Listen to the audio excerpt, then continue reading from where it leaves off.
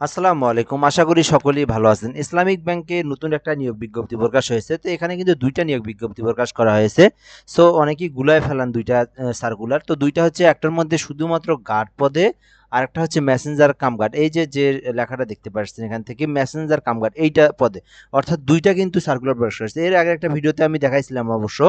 একটা দেখাইছিলাম হচ্ছে আপনার শুধুমাত্র গার্ড পদে। সেইটা কিন্তু লো লেভেলের শুধুমাত্র যে গেটে যে থাকে আরকি গার্ড, সেই গার্ড। আরেকটা হচ্ছে আপনার ইসলামিক ব্যাংকের মেসেঞ্জার কাম গার্ড পদে কিন্তু নিয়োগ বিজ্ঞপ্তি প্রকাশ করা হয়েছে। সো এই বিষয়টা আমি আজকে আলোচনা করব।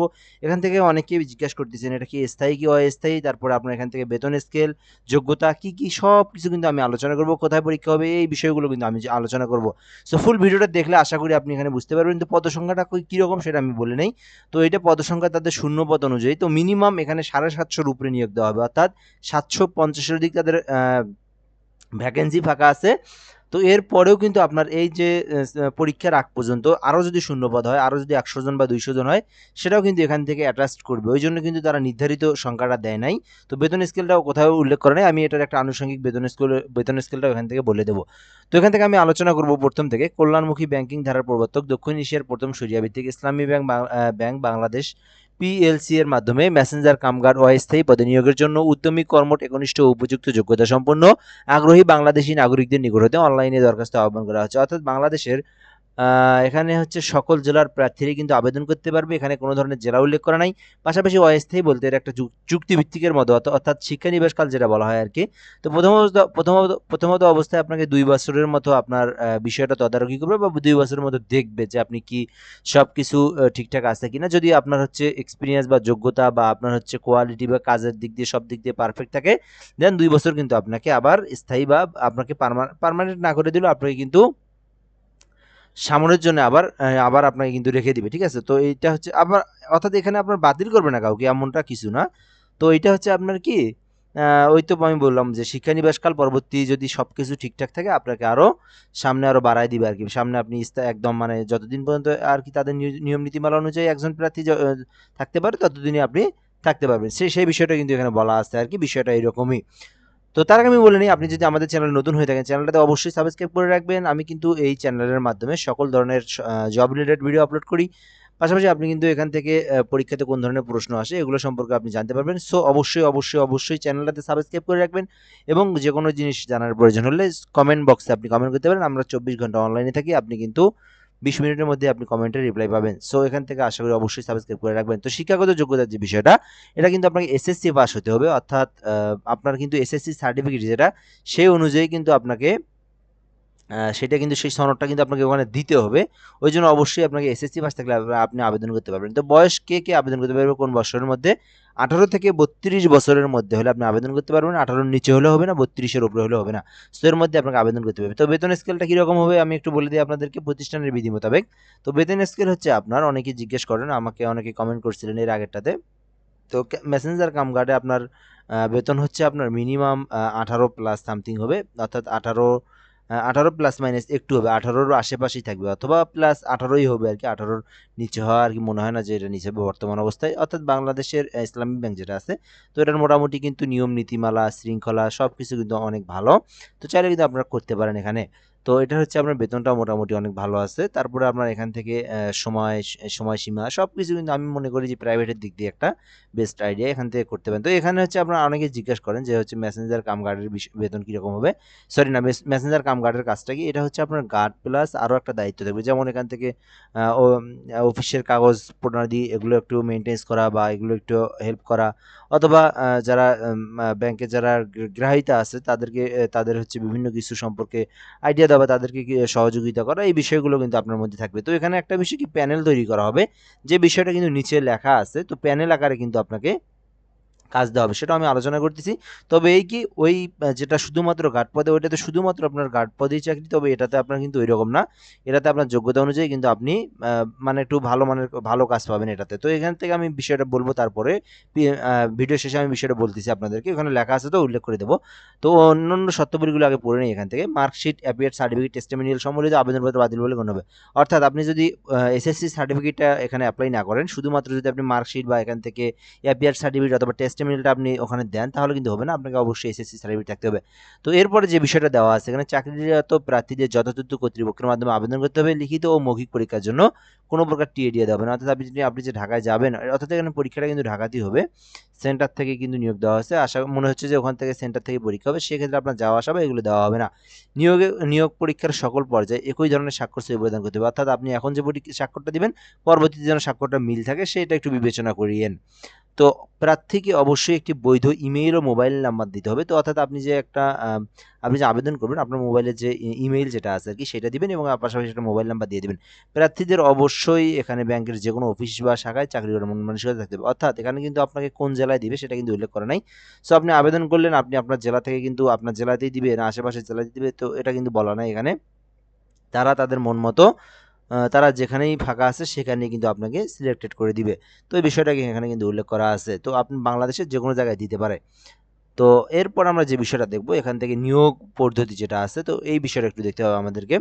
আবেদনকারীদের তথ্য ডকুমেন্ট সমূহ বাছাইপূর্বক প্রাথমিক তালিকা প্রস্তুত করা হবে। তালিকার যে এখানে বিষয়টা প্রথমে বলি কি, তথ্য ডকুমেন্ট বাছাইপূর্বক প্রাথমিক তালিকা, অর্থাৎ আপনার যে আবেদনগুলো করছেন বা মানুষ যারা করবে আবেদন, এখান থেকেই একটা ধাপ মানে বাছাই করা হবে। সবাইকে কিন্তু এসএমএস দিবে না। তো এখানকার বিষয়গুলো পড়ে দেখবে, যোগ্যতাগুলো দেখবে, সবকিছু দেখার পরে কিন্তু আপনাকে ডাকা হবে। তো এরপরে হচ্ছে তালিকাভুক্ত নির্বাচিত প্রার্থীগণকে লিখিত পরীক্ষায় অংশগ্রহণ করতে হবে, অর্থাৎ আপনার এখানে যাদেরকে ডাকা হবে তারাই লিখিত পরীক্ষায় অংশগ্রহণ করতে পারবে। এরপরে আপনার মৌখিক পরীক্ষায় অংশগ্রহণ করতে হবে। মৌখিক পরীক্ষায় উত্তীর্ণ প্রার্থীদের সমন্বয় মেধাক্রম অনুযায়ী প্যানেল তৈরি করা হবে, যা হতে ক্রমান্বয়ে নিয়োগ প্রদান করবে। এই বিষয়টা আপনাদেরকে একটু বুঝাই বলি। তো এখানে হচ্ছে আপনার মেধাক্রম অনুযায়ী প্যানেল তৈরি করা হবে, অর্থাৎ মনে করেন আপনার 20,000 জন আবেদন করছে, হ্যাঁ, সেখানে মনে করেন আপনার 20,000 জন পরীক্ষা দিতে গেছে। তো এখানে মনে করেন আপনার 5টা ধাপের প্যানেল হইলো, হ্যাঁ, 5টা ধাপের 1টা 2টা 3টে 4টা 5টা। তো এখান থেকে আপনার 5টা ধাপ হইলো 1 2 3 4 5। তো সব থেকে যারা ভালো মানে পরীক্ষার মধ্যে যারা ভালো অংশগ্রহণ করবে বা যাদের যোগ্যতা মেধা যাদের ভালো, পরীক্ষার মাধ্যমে যাদেরকে যাচাই করা হবে তাদের একটা প্যানেল হবে, তারপর তাদের একটা প্যানেল, তো তারপরে যারা একটু আপনার আছে তাদের একটা প্যানেল, তারপরে যারা মেধাক্রম অনুযায়ী তারপরে যারা এরকম প্যানেল, এইভাবে মনে করেন আপনার 2টা বা 4টা বা 5টা এরকম প্যানেল হতে পারে। সো এখান থেকে ফার্স্ট প্যানেল যেটা যাদের সবচেয়ে ভালো যোগ্যতা দেখবে, কর্ম দেখবে বা আদার্স স্কিল যেমন থাকে না, যেমন কম্পিউটারের স্কিল আছে বা এই ব্যাংক খাতে এর আগেও চাকরি করছে, তো তাদেরকে কি করবে, তাদেরকে কিন্তু আপনার ভালো একটা পজিশনে দিবে। ওখান থেকে মেসেঞ্জার কাম গার্ডের সঙ্গে কিন্তু অনেক ধরনের কিন্তু আপনার কাজ থেকে থাকে, যেমন অফিস সহায়কের বেশ কিছু একটা ব্যাংকের কিন্তু কার্যক্রম থাকে, সেগুলোতে কিন্তু দায়িত্ব দেওয়া হবে আপনাকে। তো এর পরবর্তী যে ধাপটা আছে তাকে কিন্তু একটু আপনার সেই রকম কাজ দেওয়া হবে, তারপরের যেটা আছে তাকে কিন্তু সেরকম দেওয়া হবে, অর্থাৎ গার্ডের পাশাপাশি কিন্তু আপনাকে বিভিন্ন ধরনের কাজ করতে হয়, সেই কাজগুলো কিন্তু দেওয়া হবে। তো এই বিষয়গুলো এইভাবে কিন্তু দেওয়া হবে। এরপর আরেকটা বিষয় আপনারা অনেকে বলতে পারেন কোন ধরনের প্রশ্ন আসতে পারে। তো কোন ধরনের প্রশ্ন আসবে সেটা আমি একটু বলে নিই। এগুলো আপনার এমন না যে আপনার হাই লেভেলের তেমন কিছু, অর্থাৎ সরকারি জবের মতো আপনার তেমন কিছু না। এগুলো আপনার বেসিকলি আপনার বেসিক যে বিষয়টা, যেমন আপনার নাম ঠিকানা জিজ্ঞেস করা হবে, আপনার জেলাতে কে একজন মানে গুণীজ্ঞানী ব্যক্তি বা ইত্যাদি, এগুলো আপনার সামথিং যা সাধারণ জ্ঞান যেটাকে বলা হয়, এগুলোর মধ্যে থেকে আপনাকে কিন্তু ধরা হবে বা এগুলোর থেকে আপনাকে যাচাই করা হবে, বা আপনার একদম মানে যেটাকে আমরা বলি বেসিক প্রশ্ন যেটা আর কি, সেগুলোই কিন্তু করা হবে এখান থেকে। তো এটা নিয়ে প্যারা নেওয়ার কোনো কারণ নাই। সো এরপরে হচ্ছে আবেদনের পদ্ধতি যেটা, সেটা হচ্ছে একটু আমরা যদি বলে দিই, এখান থেকে যোগ্য ও আগ্রহী প্রার্থীগণকে ওয়েবসাইটের মাধ্যমে আবেদন করতে হবে। এখানে আমি বিষয়টা বলে দিচ্ছি আপনাদেরকে। তো প্রয়োজনীয় তথ্য প্রদানের পাশাপাশি সদর দলের পাসপোর্ট সাইজের ছবি, এখান থেকে জেপিজি ম্যাক্সিমাম সাইজ 100 কেবির মধ্যে, স্বাক্ষর 50 কেবির মধ্যে আপলোড করার বিষয়টা এখানে বলে দেওয়া আছে। তো আমি এটা আপনাদেরকে বলে দিই, যাদের হচ্ছে বাসায় পিসি অথবা ল্যাপটপ আছে তারা কি করবেন, আপনাদের ফটোশপের মধ্যে এসে আপনাদের একটা রিসেন্টলি তোলা ছবি একটা, সেটাকে আপনি 100 কেবির মধ্যে ক্রপ করে রেজুলেশনটা কমাই দিয়ে 100 কেবির মধ্যেই রাখবেন, এবং যে স্বাক্ষরটা আছে সেটা হচ্ছে আপনি 50 কেবির মধ্যেই রাখবেন। এখন যাদের হচ্ছে পিসি অথবা যাদের হচ্ছে ল্যাপটপ নাই তারা মোবাইল দিয়েও করতে পারেন। এই জন্য আপনাকে যে একটা বিষয়ের মধ্যে আসতে হবে সেটা হচ্ছে, আমি যদি এখান থেকে আপনাদেরকে দেখাই,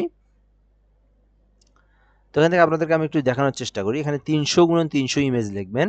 তো এখানে লেখার পর 300x300 ইমেজ লিখে সিলেক্ট করে এখান থেকে প্রথম যে পপআপটা আছে এই ওয়েবসাইটে ক্লিক করে দেবেন। দেন এখানে আপনি সিলেক্টে ক্লিক করে দিয়ে আপনি এখান থেকে হচ্ছে ইমেজ আপনি পাবেন, আপনার ইমেজটা আপনি ওখানে দিয়ে আপনি কিন্তু এখানে সুন্দরভাবে এই যে এই ছবিটা 300 বাই 300 পিক্সেলে আপনি এখান থেকে সাবমিট করে দিবেন, ডাউনলোড করবেন। পরেরটা আপনি 300 বাই 80, হাইটটা 80 করে দিয়ে আবার আপনি এখান থেকে ইমেজ সিলেক্ট করে 80 দিয়ে একটা স্বাক্ষরটাকে আপনি এভাবে করে নিতে পারবেন, মোবাইল দিয়ে যারা আবেদন করতে পারবেন। নেক্সট যে বিষয়টা আছে এখান থেকে আমি আপনাদেরকে বলে দেবো, 11ই সেপ্টেম্বরের মধ্যে আবেদন করতে হবে।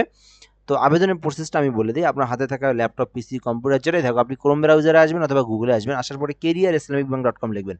এই যে আমি বলে দিচ্ছি এখান থেকে careerislamic.bank.com, এই ওয়ে যেই জায়গাটা আপনি লিখবেন, লেখার পরে দেখবেন প্রথমে একটা ওয়েবসাইট আছে, সেখান থেকে আপনি কিন্তু এই আবেদনটা করতে পারবেন। তো অথবা আপনার যদি মোবাইলে কিউআর কোড থাকে সেখান থেকে কিন্তু আপনি স্ক্যান করে আপনি কিন্তু এই কেরিয়ার ইসলামিক ব্যাংক বিডি এই জায়গায় আপনি আসতে পারবেন। এখান থেকে কিন্তু আপনি আবেদনটা বিষয়টা পাবেন। এখান থেকে আপনি আপনার ফুল ডিটেলসগুলো দিতে হবে, আপনার পার্সোনাল ডিটেলস, আপনার হচ্ছে ঠিকানার ডিটেলস, আপনার এডুকেশন ডিটেলস, এরপর আপনার কিন্তু ছবি স্বাক্ষর এগুলো অ্যাটাচ করে সাবমিট করে দিতে হবে। দেন কিন্তু আপনাকে সিলেক্টেড করে আপনাকে কিন্তু এগুলো বাছাই করবে। দেন আপনি যদি প্রাপ্য হন বা আপনি যদি সিলেক্টেড হন, তাদের কাছে ভালো লাগে, তারা কিন্তু আপনাকে সঠিক সময়ে ডাকা হবে। সো এইরকম বিষয়টা, এরপরে এটাই আর কি মেইন বিষয়। তো আশা করি বিষয়টা আপনারা বুঝতে পারছেন। তো এর বাইরে যদি কোনো কিছু জানতে চান তো অবশ্যই আমাদের সঙ্গে যুক্ত থাকবেন সাবস্ক্রাইব করে। পাশাপাশি আপনি যদি কমেন্টে আপনি কোনো কিছু জানার থাকে আপনি কিন্তু কমেন্টে বলতে পারেন। সো ধন্যবাদ, ভালো থাকবেন। আজকের ভিডিওটা এ পর্যন্তই। আসসালামু আলাইকুম।